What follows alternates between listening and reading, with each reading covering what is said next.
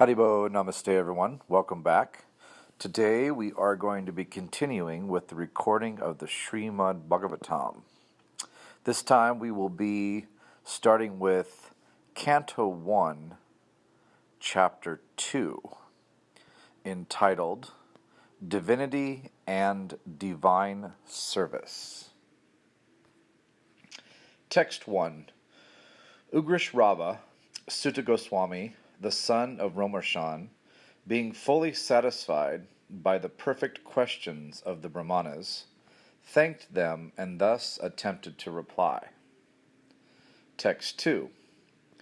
Srila Sutta Goswami said, "Let me offer my respectful obeisances unto that great sage, Shukadeva Goswami, who can enter the hearts of all. When he went away to take up the renounced order of life, sannyas, leaving home without undergoing reformation by the sacred thread, or the ceremonies observed by the higher castes, his father, Vyasadeva, fearing separation from him, cried out, 'O my son!' Indeed, only the trees, which were absorbed in the same feelings of separation, echoed in response to the bereaved father." Text 3. Let me offer my respectful obeisances unto him, Sukha, the spiritual master of all sages, the son of Vyasadeva, who, out of his great compassion for those gross materialists, who struggle to cross over the darkest regions of material existence, spoke this most confidential supplement to the cream of Vedic knowledge, after having personally assimilated it by experience. Text 4. Before reciting the Srimad Bhagavatam, which is the very means of conquest, one should offer respectful obeisances unto the personality of Godhead, Narayan, unto Narayan Rishi, the supermost human being, unto Mother Saraswati, the goddess of learning, and unto Srila Vyasadeva, the author. Text 5. O sages, I have been justly questioned by you. Your questions are worthy because they relate to Lord Krishna, and so are relevance to the world's welfare. Only questions of this sort are capable of completely satisfying the self. Text 6. The supreme occupation known as Dharma for all humanity is that by which men can attain in loving devotional service unto the transcendent Lord. Such devotional service must be unmotivated and uninterrupted to completely satisfy the self. Text 7. By rendering devotional service unto the personality of Godhead, Sri Krishna, one immediately acquires causeless knowledge and detachment from the world. Text 8. The occupational activities a man performs according to his own position are only so much useless labor if they do not provoke attraction for the message of the personality of Godhead. Text 9. All occupational engagements are certainly meant for ultimate liberation. They should never be performed for material gain. Furthermore, according to sages, one who is engaged in the ultimate occupational service should never use material gain to cultivate sense gratification. Text 10. Life's desires should never be directed toward sense gratification. One should desire only a healthy life, or self-preservation, since a human being is meant for inquiry about the absolute truth. Nothing else should be the goal of one's work. Text 11.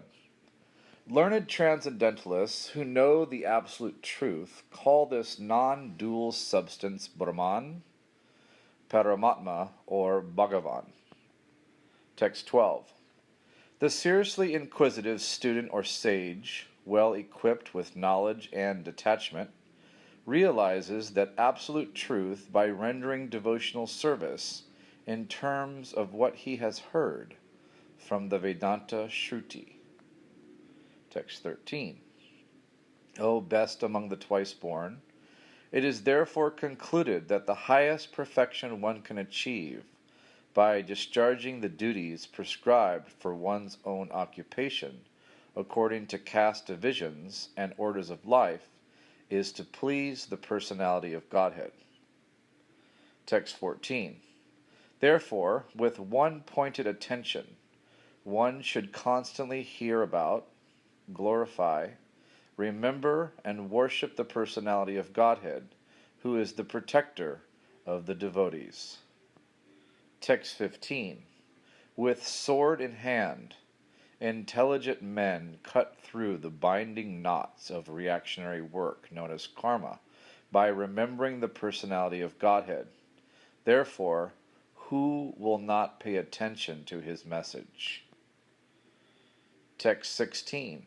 O twice-born sages, by serving those devotees who are completely freed from all vice, great service is done.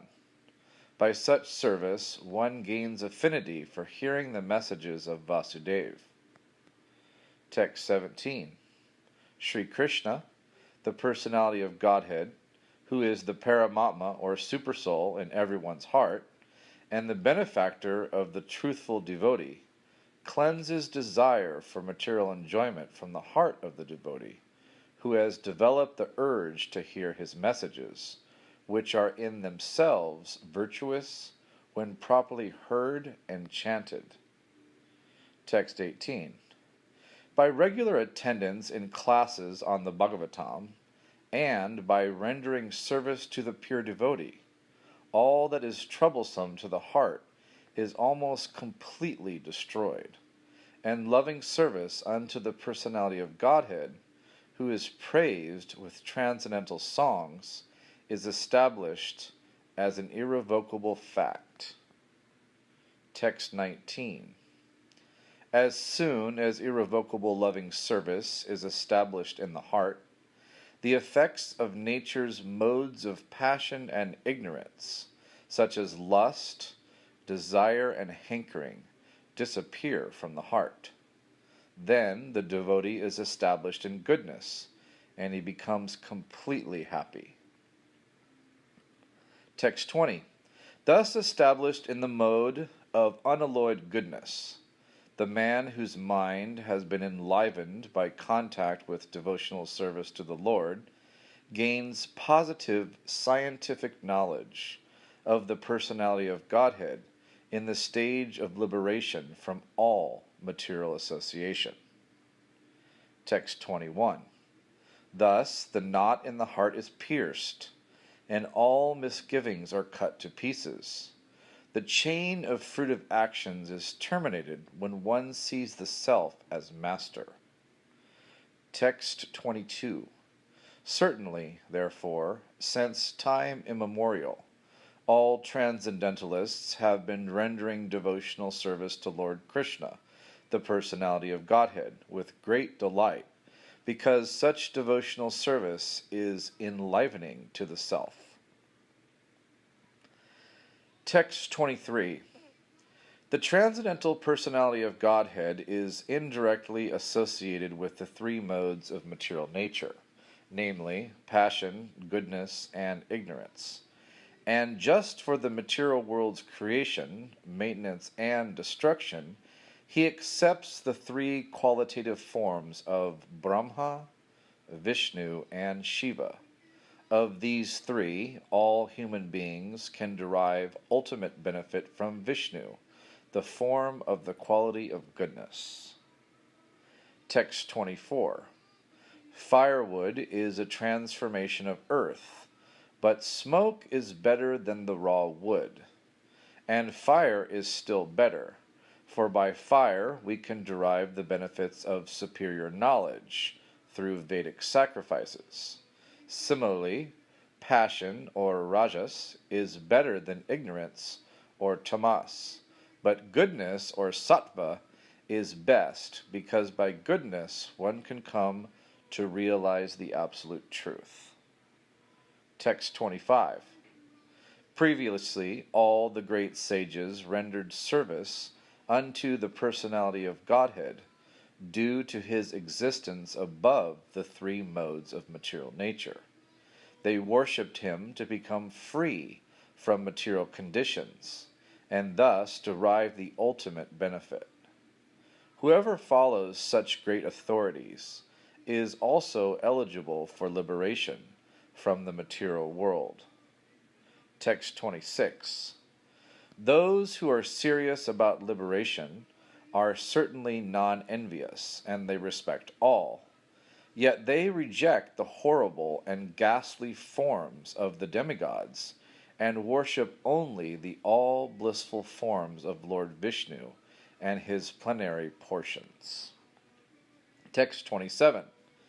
Those who are in the modes of passion and ignorance worship the forefathers, other living beings, and the demigods who are in charge of cosmic activities, for they are urged by a desire to be materially benefited with women, wealth, power, and progeny. Text 28 and 29. In the revealed scriptures, the ultimate object of knowledge is Sri Krishna, the personality of Godhead. The purpose of performing sacrifice is to please him. Yoga is for realizing him. All fruitive activities are ultimately rewarded by him only. He is supreme knowledge, and all severe austerities are performed to know him. Religion, or dharma, is rendering loving service unto him.